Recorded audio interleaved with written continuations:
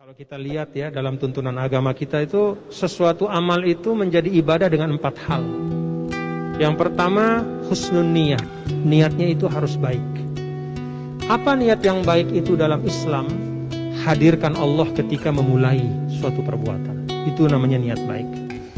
Jadi ketika kita melakukan sesuatu, entah itu bekerja, entah itu bahkan pakai masker ya, atau melaksanakan protokol kesehatan, atau apapun itu hadirkan Allah. Dalam arti apa? Saya mengerjakan ini, melaksanakan ini adalah karena ikhlas lillahi ta'ala untuk melaksanakan perintah Allah.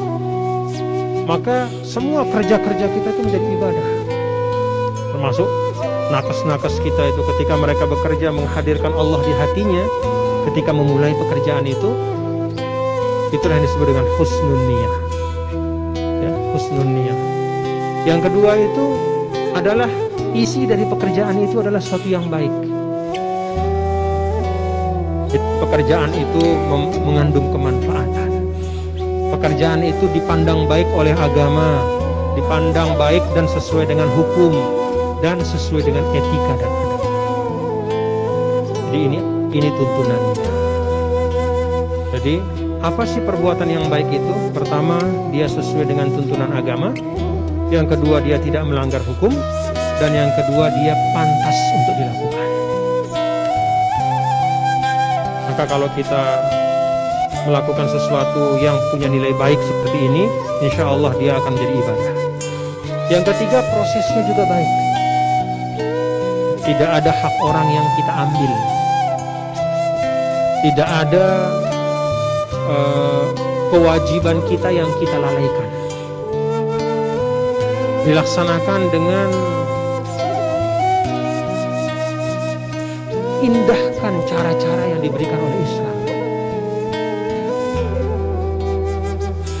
Prosesnya baik. Dan yang keempat adalah bil ilmi wal fahm.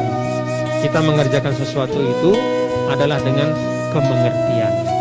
Kita paham apa yang kita kerjakan, bukan ikut-ikutan.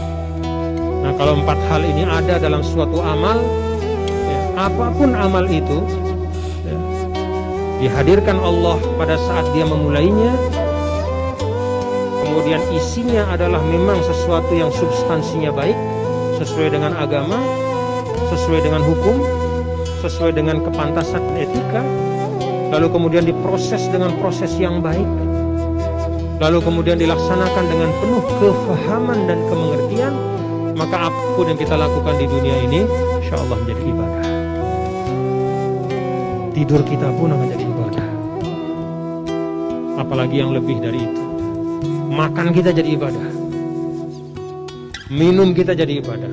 Berdiri kita jadi ibadah. Apalagi yang jelas-jelas sholat 5 waktu dan seterusnya. Tapi kalau 4 ini hilang, yang pertama tidak dihadirkan Allah di dalam amal itu. Seindah-indah amal itu, dia bukan ibadah lagi. Bahkan kalaupun termasuk misalnya yang paling esensial, sholat 5 waktu, tapi niatnya bukan karena Allah, tidak hadir, tidak ada Allah itu dalam amalnya. Yang ada dalam pikirannya ketika sholat itu pujian orang. Yang ada adalah karena ikut-ikutan. Nah, kalau itu hilang, ya,